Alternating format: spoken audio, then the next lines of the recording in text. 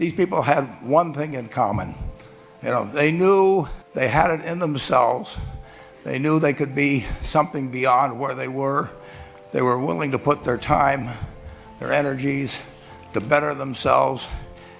And behind them, as I saw when I got to the graduation on September 22nd, frequently they had parents who were crying as they received their children received the degrees. They had spouses, they had siblings. It was one of the great experiences of my life. And at that point, I was hooked. So I went to New Orleans, I went to Chicago, I went to Detroit, I went to Cleveland, I went to Baltimore, and I met the most remarkable group of people. And if you'd told me that 22 or 2,300 out of those people would be here just 8 years later, having proven to yourself what you really could do with more skills, it's just remarkable. So I would like to just tell you a couple of short stories, and we'll draw maybe a couple of lessons from them. As I came in, Mike Bloomberg was talking, and he talked about immigrants, and I echo his remarks. But I would like to tell you of two women that each sold a business to Berkshire Hathaway, to me actually, for many, many, many millions of dollars. Both of them started with $2,500. By a coincidence, it was the exact same amount. It was everything they had in the world. And one of them was a woman who landed in Seattle in 1917, couldn't speak a word of English, had a tag around her neck. The tag said,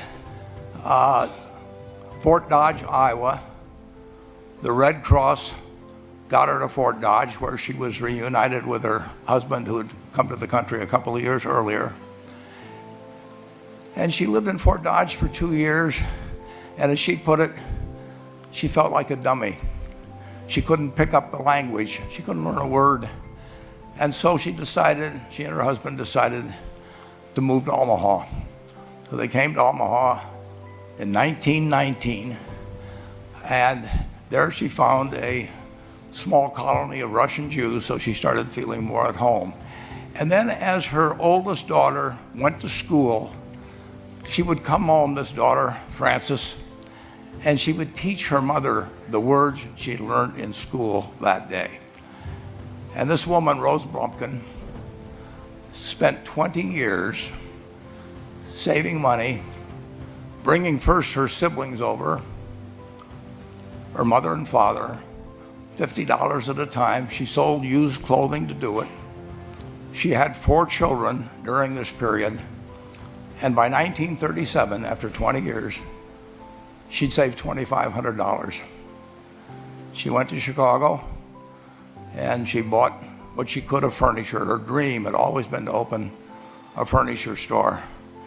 And this woman who had never gone to school one day in her life, with $2,500, but with the same spirit that the people in this room had about having a dream and working to accomplish that dream, she built a business which she sold to me in 1983 for $60 million approximately, and which did $1.5 billion worth of business last year. The 4th generation is working in that business. This woman, Rose Blumpkin, she worked for me until she was 103. And then she retired and she died the next year, which is a lesson to all of Berkshire's managers that premature retirement, you can't tell what's going to happen. But Mrs. B, with her $2,500, one further fact about her, she could not read or write. And she went into a furniture business, and she didn't bring anything unique in furniture, but she brought a determination to succeed. She knew she could outwork anyone else. She knew she cared about her customers. She worked at very low gross margins, but she built this incredible business. And I saw one other woman who did a similar thing with $2,500. I paid her hundreds of millions of dollars for her business. So I decided to go to the source and get these people before, well, I don't want you guys coming around to me asking me hundreds of millions of dollars. I'd like to join in with you much earlier. So I've followed this group. And today I'd like to tell you about one other small business person. This person, I went to buy his business from him, and he turned me down, which was very wise. But this was a fellow who was born about 8 years before I was. He was born in 1922. He was we'll call him Jack, lived in the Midwest. He was a pretty good athlete, didn't like school much. And I'm going to tell you one thing early in the story. Maybe you can figure out who the guy was. The company he built hires more college graduates each year than any other company in the United States. And this fellow, who was destined for this but did not know it, Jack, went to college for a year and then dropped out. He really wasn't that interested in school. And the year he dropped out was 1941. And when the United States became under attack, he went down to the Army Air Force recruiting station, volunteered, and they turned him down because he had hay fever. So he went over to the Navy and again volunteered, and they took him. They put him on an aircraft carrier.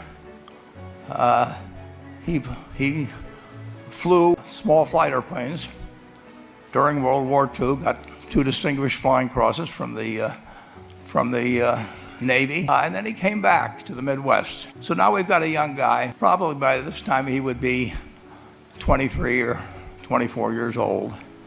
And the interesting thing is, he got back to the Midwest, and he actually kind of went from one job to another for a short period of, or not such a short period of time. And he finally became a used car salesman at a Cadillac dealership in St. Louis, Missouri.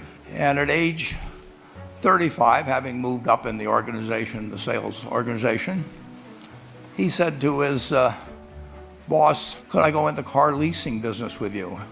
The boss said, "Well, if you'll cut your salary in half and you'll come up with," I think it was $25,000, which he borrowed, "we can become partners in a car leasing company." So my friend Jack started at age 35 in the car leasing business, and he had 7 cars. It was pretty slow. In fact, one of the things he did was whenever the phone rang, he let it ring 3 or 4 times so people would think that he was very busy answering other phones. And of course, it was the only call he was going to get all day. So his first venture was okay, but it wasn't really going to go anyplace. And there's a lesson in this for all of us. At age 40, he decided, with 17 vehicles, 17 cars, he was going to go into competition in the rent-a-car business. So now he's taking on Hertz and Avis and National and people like that who have hundreds and hundreds of thousands of cars. And he's got 17 cars, and his cars aren't any different than theirs. I mean, he's buying them from General Motors or Ford or Chrysler. And he can't get the airport locations. Those companies have them all sold up. But he was determined that he would basically offer the customer, can't offer him a different car, but he can offer them friendlier service than they've ever seen. And so he started a company. He named it after the battleship that he'd flown from in the Pacific, which was the USS Enterprise. And he died about a year and a half ago. But when he died, his rent-a-car company, starting with those 17 cars, was worth more than Hertz and Avis and all the rest of the rental cars put together.